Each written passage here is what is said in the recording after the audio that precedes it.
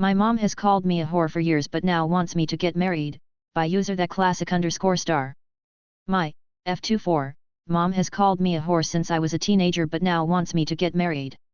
I grew up with a single mother, dad left when I was a kid, and I made sure to make life as stress-free as possible for her. I had to make up for my dad leaving, he was physically abusive and would beat my brother when he was a baby, by limiting my mother's stress. My mother blames us for sending my father away and ruining any chance of her finding a husband because she had to take care of us. She believes that we must repay that debt. I would walk my little brother to school from the time I was 7. I would wake up early when I was in high school to do my mom's college homework. If I struggled with her assignments or got her a low mark, she would accuse me of trying to sabotage her. I took on a job in high school that would allow me to pay my mom's car insurance, help out with rent and pay for anything else she needed. I never dated in high school or my early 20s. I went to school, work and came home. My home life was chaotic. My mother would demand my older sister strip off her clothes to check for signs that she might be sexually active. My other sister was choked by mom for standing up for herself. When I was 18 and had my first crush, my mom would text me every day to tell me that my crush would give me HIV and I would die. That I would get pregnant and he would leave me. That crush ended quickly. When my sister found her partner, my mom told me that I was not allowed to visit my sister. She said that I was a whore and I wanted to ruin my sister's relationship with her boyfriend. I have no friends, my parents told me to never trust anyone / people will ruin you. My sisters live in cities far from me, so the only person I have is my mother. My little brother doesn't really speak to anyone. Now that I'm 24, soon to be 25, and living on my own with no friends or relationship to speak of, my mom is suddenly worried about me. She went from calling me a whore and telling me that I would get HIV to demanding that I start dating for marriage. She told me that her years on this planet are getting shorter and she wants to see me in a wedding dress and with children of my own someday. She can't believe how selfish I am after everything she's done for me. She wants me to take care of her when she gets older. My sisters have cut her off, and wants to see me with a husband by my side. I feel zero connection to my mother, so I can't imagine having children of my own someday. I've completely ruled it out. I've decided that I do best on my own, so dating is not a part of my life. I want to be alone for the rest of my life. I'm really tired and all I want is peace / quiet. I grew up with a mom that would scream and bang on walls when she didn't get what she wanted. Now that I'm on my own, I relish the silence. I can't give her the life that she's built in her head. Going from whore to housewife to please my mother is not a part of my plans. Now she's back to sending me messages calling me names / wishing that she had aborted me because I'm selfish and ungrateful. I thought this new year would be different. I prayed that it would be different. I was wrong. Ida for being mad that my dad parents taking over 2/3 of my car accident settlement, 17K by user Sweaty Strawberry 39. Just some context, I'm 18F living in a house with multiple siblings, 2 parents and a grandparent. We are not struggling with money, so to make a long story short, I was struck head-on by a drunk driver 60 miles per hour about 4 months ago, leaving my car and his totaled. He was uninsured, but my parents did in fact hire a lawyer and our insurance did buy me a new car. We recently got a call stating that I would be granted $17,000 as a settlement for the lawsuit, which is not at all the problem.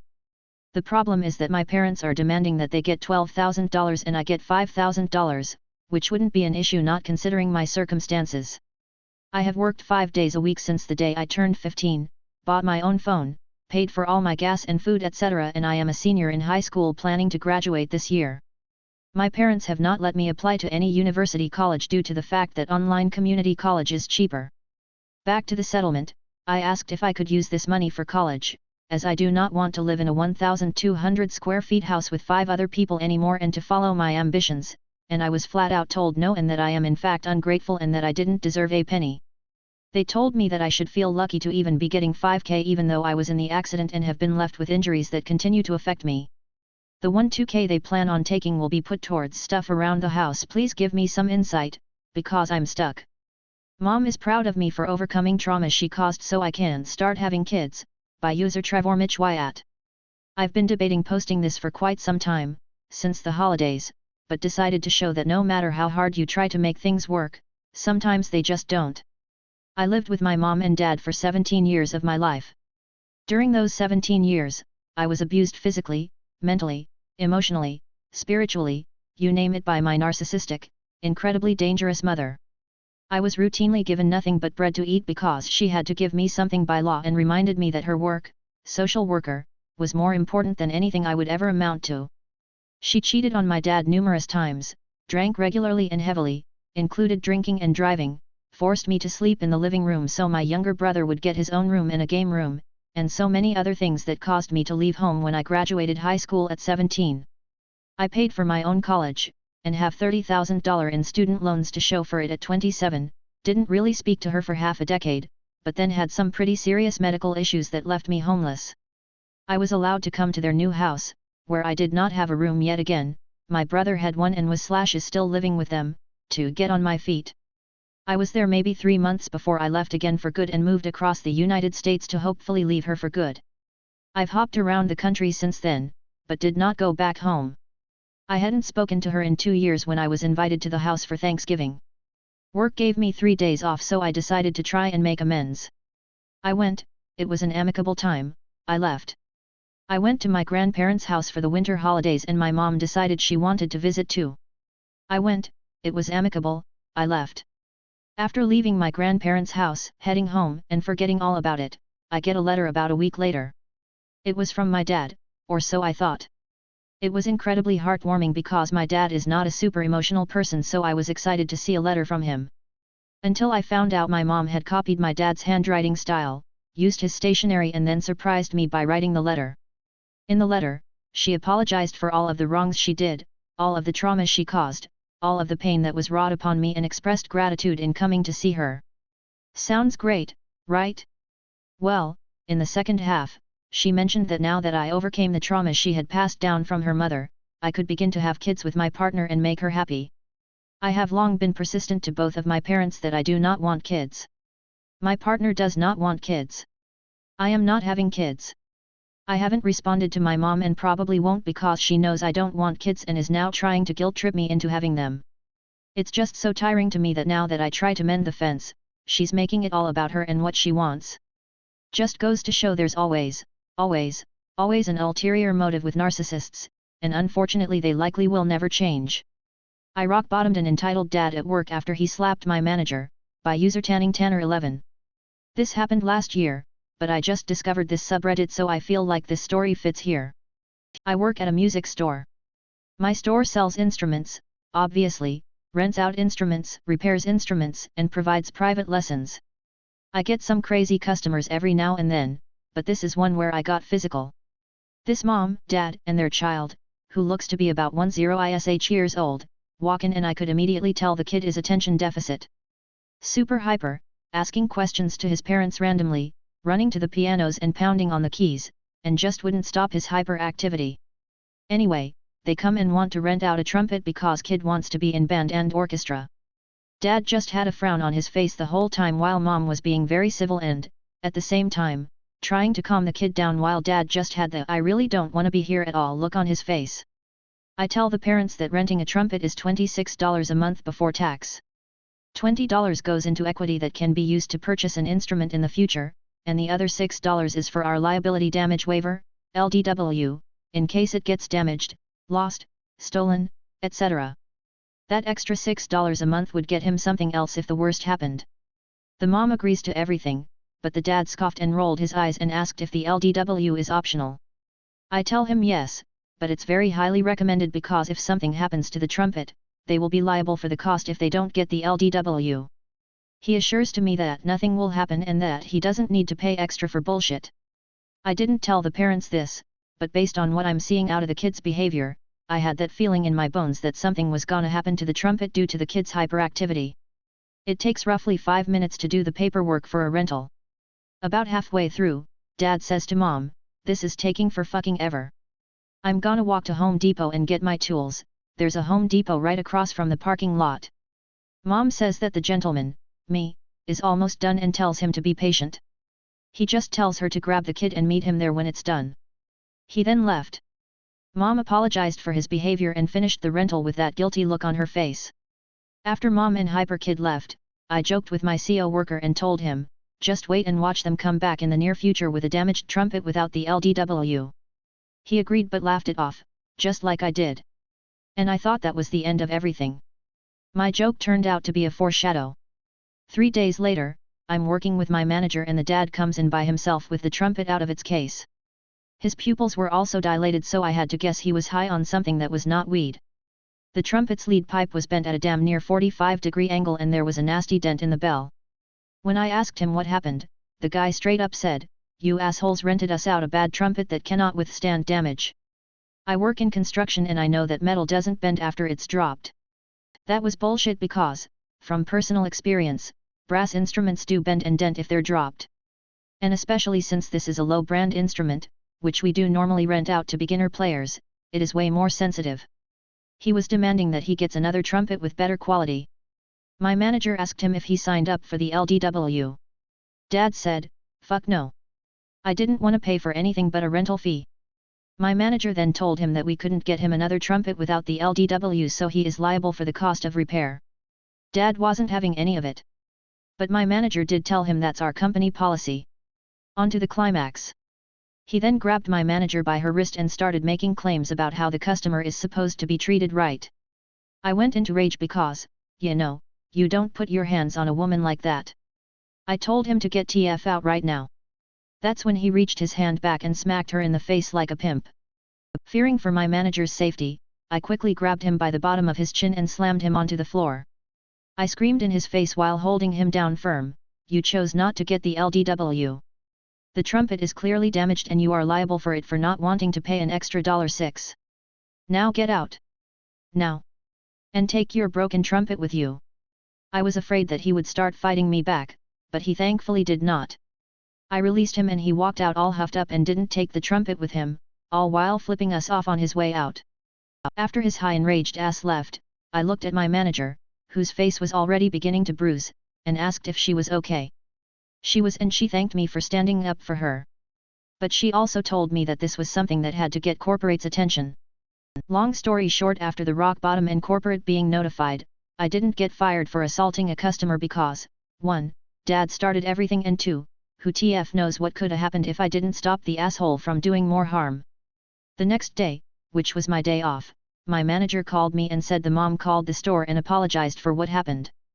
From what I was told, she was already in the process of filing for divorce due to his drug addiction and abuse. She also came to the store later and paid for a dirt cheap trumpet to purchase. Since the rental was on the dad's credit card and he chose to leave the broken one behind, his next month payment would be the cost of the repair. This was back in October of 2021, so today, I'm hoping that mom and kid are away from that asshole, and I hope the kid learned how to take better care of the instrument.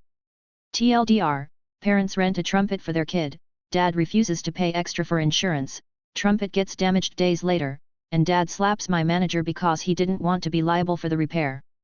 Friends infantilizing, incestuous mother, by user Coffee-Fanatic. Hey, Reddit fam. This has nothing to do with me personally. A close friend of mine, who we'll call Jake, asked me to write his story here as he is pretty crap with words and doesn't know how to put his feelings down. He has autism, which wasn't diagnosed until he was already an adult and moved out of his mother's place and went no contact.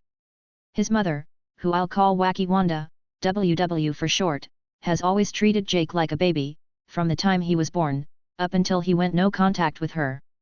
He tells me that as far back that he can remember, she would make him wear bibs at the dinner table and always hand feed him. She claimed it was because he was a special child that needed the extra help. His father, Frank, would always chastise WW for this, saying that he would never grow up if she kept babying him. She would get pissed and tell him that he was being ridiculous and that she loved her baby boy so much. Way too much if you ask me.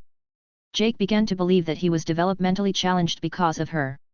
WW would show up at his school and throw a fit when the teachers wouldn't pull Jake out of class to see her. He began to deal with bullying from other kids who would call him a mama's boy and tease him about wanting his mommy all of the time. As Jake got older, he started fighting back against the bullying. Eventually, he started yelling at his WW, whenever she would show up and tell her to go home and to leave him alone. This never went over well, and he tells me she would sit alone in her room and pout, crying about how he had hurt her feelings.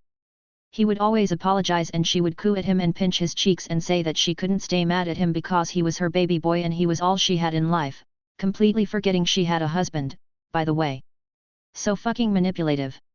Once Jake was a teenager, Jake started acting out and becoming more independent from WW. I don't know if everyone knows this, but not all autistic people are built the same. Jake is a very good-looking guy. He is one of those too pretty to look at type of guys. He started rebelling by getting his dad to let him get tattoos. He started smoking cigarettes and pot and began hanging out with the goth/morbid crowd in high school. He listened to heavy metal music and wearing a leather jacket, eyeliner, and black nail polish. His black hair was always cropped short and he smoothed it back with gel. And from the pictures I saw, wowie, even I said if I had seen that walking by me, I would be turning my head to check him out. That gave him an ego boost. Not to mention, he is very good looking, even without the makeup. WW hated Jake's style and said it made him look like a clown and that his beautiful skin was too precious to destroy with tattoos and makeup. She threw his clothes away more than once, replacing them with clothes that she approved of. Frank would always take him to the mall so he could buy new ones, and Jake took pleasure out of throwing out the clothes WW gave him.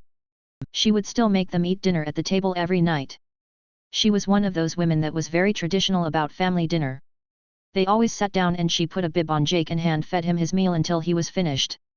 She would even spit on a napkin and wipe his face if he got anything on it. Jake noticed that whenever she did this, she would side-eye Frank with a smirk, like she wanted him to be jealous or something. Weird. The last time they ate together as a family, as soon as Jake sat down, she pulled out the bib. He tried to ask her not to do this as he was 16 and fully capable of feeding himself. She chastised him and told him to do as he was told. The bibs were too small and wouldn't even fit around his neck. He tried to tell her this, but she would just sit it on his chest then start hand-feeding him by making plain noises. Jake tore the bib off and told her enough was enough. He was 16 years old and didn't need to be fed like a baby. WW got upset and started whining. Frank suddenly blew up and told her to stop her shit because this was getting too creepy, even for him to tolerate. He tried to support her in the dread that her son was getting older and no longer needed her, but this was too much to take. Jake went to his room and didn't come out for the rest of the night. WW pouted and cried for more than a day in hopes of making Jake apologize for refusing her, but he refused. She realized she was losing the battle with keeping her son a baby forever. Time to amp up the crazy. Jake came home from school the next day and found WW in the kitchen, dressed up in all black, black eyeliner and lipstick, and she even dyed her hair black. She had spiked bracelets and a choker. She looked ridiculous. How I wish I could have seen a picture of this because it sounded hilarious. Jake was shocked and asked her just what the fuck she was doing. He noticed the shirt she was wearing was cut way too low and he could see way more cleavage than he was comfortable with. She bounded over to him and asked him if he liked it. He was too shocked to respond with what he wanted to say and said, "Sure." He tells me that she would push out her breasts toward him in an effort to make him look. 4 months after that, that was all WW would dress like. She would openly brag to her friends that Jake copied her style and she was so proud of him. She used to wear turtlenecks and mom jeans with slip-on shoes. She was the farthest thing from goth/punk you can imagine. One night, Jake was asleep, she climbed into bed with him and tried to cuddle with him. He woke up and felt someone touching him inappropriately. He turned around and saw WW. He freaked out and told her to get the fuck out of his room. She pouted and cried until Jake went to leave. He noticed his door was locked and he had to unlock it to get out. He had to lock himself in the bathroom and she sat outside the door, begging him to come sleep with her. Jake shouted at her that she was touching him inappropriately and that it wasn't okay and it was weird she did this with the door locked. She screamed that that was how mommies show their love until Frank came out of their room to yell at her for the way she was acting and that it was creepy for a mother to want to cuddle her 16-year-old son with the door locked. She screamed that he didn't understand the bond she and Jake had and that he was jealous. Jake screamed that they had no bond. WW cried and Frank shouted at her to move away from the door or he would do something he might regret later. He took Jake and they went to sleep at a motel for the night. Jake told his dad everything that happened. Frank finally had enough. He couldn't stand the weird and creepy behavior from WW anymore. He filed for divorce and got custody of Jake and WW was given visitation rights. WW was mandated to attend parenting classes and therapy and she actually went, under the threat of losing any and all rights to her son of course, but she staunchly refused to believe she had ever done anything wrong. Jake dreaded visitation, but as he was still a minor, he had no choice in the matter. He would go and make sure to lock his door to prevent her from coming in. She did give him space when he was at her house, for a while. When Jake was 17, his dad paid for him to enroll in driver's ed and got him a car. This went over like a fart in church because WW got pissed when Jake pulled up to her house in a brand spanking new car. She lost it and called up Frank to scream at him about how she was endangering her baby boy. He hung up on her. Things got worse once Jake started seeing a girl at school. She was a pretty blonde girl that dressed in similar fashion to Jake. When WW found out, she went insane. Jake was in his room sleeping and WW picked the lock. It was one of those push-in locks that a bobby pin can easily pick. What Jake told me next made my heart drop. She undressed herself and climbed into bed with him and began essaying him. He woke up and freaked out. He ran away from the house and drove back to his dad's in tears and they called the police. WW got arrested and imprisoned for 11 years. Jake became severely depressed and tried to unalive himself more than once. His dad put him into therapy and he got better over time, but he still struggles with everything his mother had done to him. Jake was formally diagnosed with autism and he is on medication that keeps him functional. He's one of the bartenders at my club and we're really close friends. He's best friends with my boyfriend, Kyle. Jake has a girlfriend who is one of the sweetest women I've ever met. Jake and I have a connection because we both have experienced SA from relatives and we both are stronger for having gone through that. Sorry this was so long, but he wanted his story shared with everyone. Edit. I missed this part, but after Jake ran away from WW's house, she went into hiding for nearly a week. She tried hiding out at her sister's place but she kicked her out once word spread about what happened. She was found at the local church and arrested there.